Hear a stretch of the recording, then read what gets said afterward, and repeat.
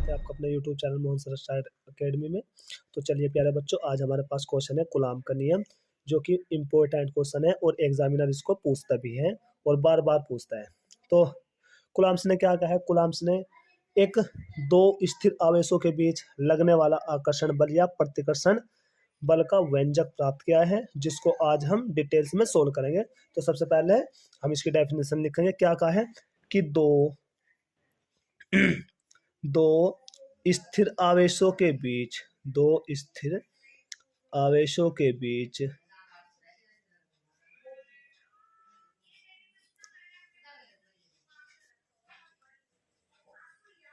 लगने वाला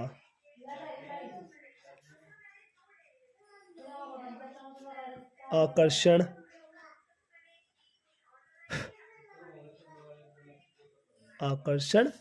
या प्रतिकर्षण बल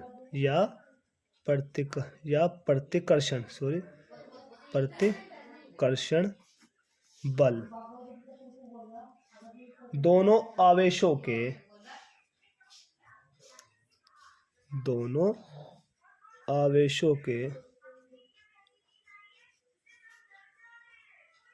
दोनों आवेशों के गुणनफल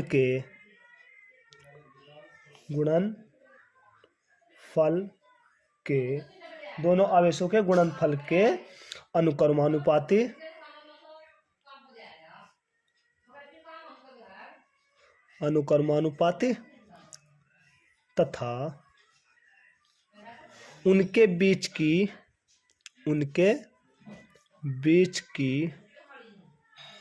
तथा उनके बीच की दूरी के वर्ग के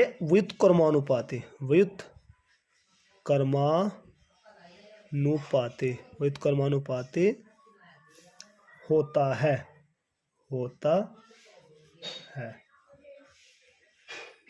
तो यह आपकी डेफिनेशन है। क्या कहा है कि दो स्थिर आवेशों के बीच लगने वाला आकर्षण या प्रतिकर्षण बल दोनों आवेशों के गुणनफल के अनुक्रमानुपाती तथा उनके बीच की दूरी के वर्ग के व्युत्क्रमानुपाती होता है। तो अब आप प्यारे बच्चों इसको प्रूफ करेंगे।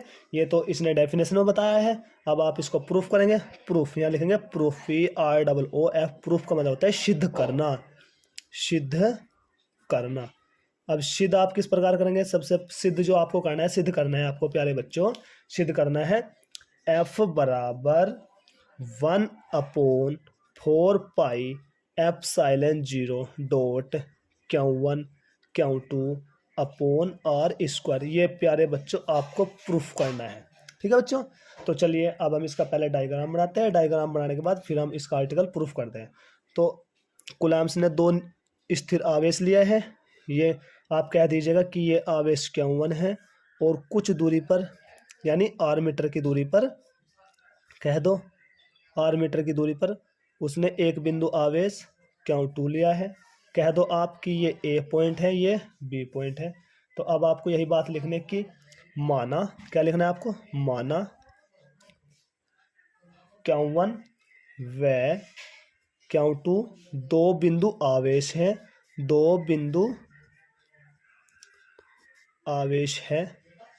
आवेश है जो एक दूसरे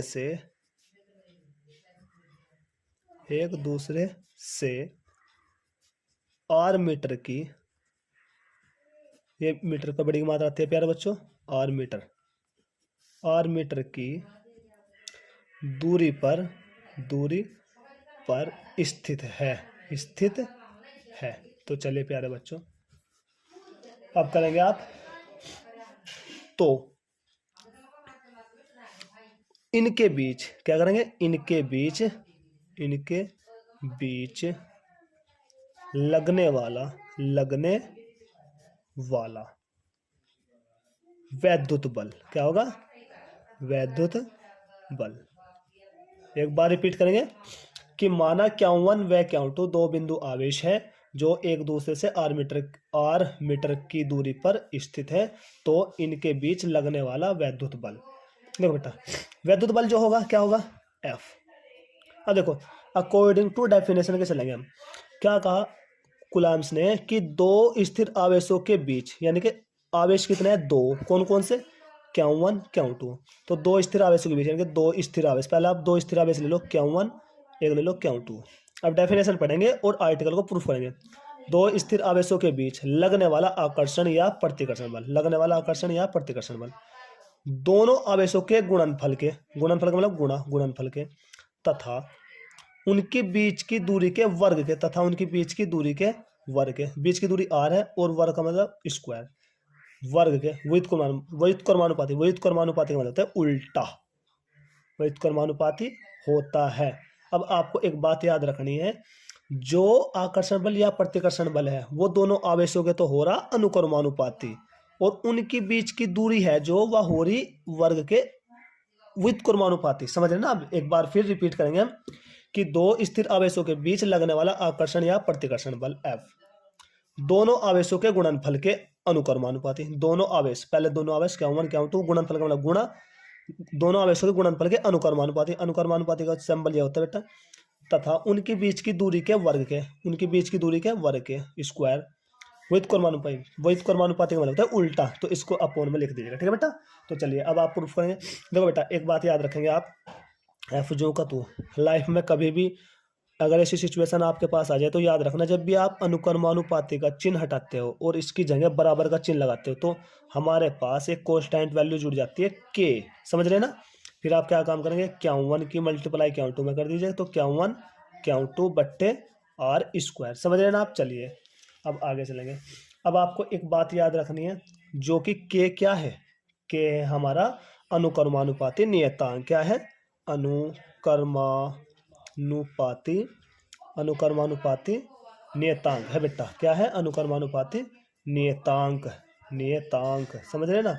अब आप एक बात याद रखेंगे अब बेटा आप ना इस के की वैल्यू भी ले सकते हैं, के की वैल्यू ले सकते हैं 1/4 पाई एप्सिलॉन नॉट, समझ रहे ना। अब के की वैल्यू लेंगे आप 1/4 पाई एप्सिलॉन नॉट, जो कि 1/4 पाई एप्सिलॉन नॉट की वैल्यू भी होती है आपके पास, याद रखना बेटा।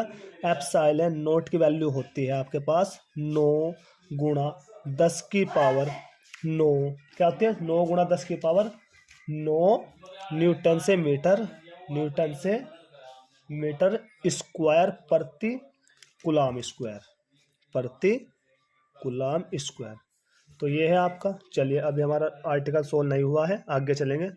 तो चलिए प्यारे बच्चों, अब आप ये एफ जो का तो रखिएगा, एफ जो का तो एफ और बराबर जो का तो हो जाएगा आपका, और के की जगह हो जाएगा 1/4 pi epsilon not dot Q1 Q2 upon r square आपका जो का तो, और यही होता है आपका फाइनली आंसर। देखो बेटे प्यारा बच्चों, यही तो आपको प्रूफ करना था, एफ बराबर 1/4 pi epsilon not Q1 Q2 बट्टे आर स्क्वायर, यही तो आपको सिद्ध करना था ना बच्चों। तो प्यारे बच्चों अब बात आती है हमारे पास इसके मात्रक की। मात्रक होता है इसका, आपको तो पता ही होगा कि बल का मात्रक क्या होता है, न्यूटन। क्या होता है, न्यूटन।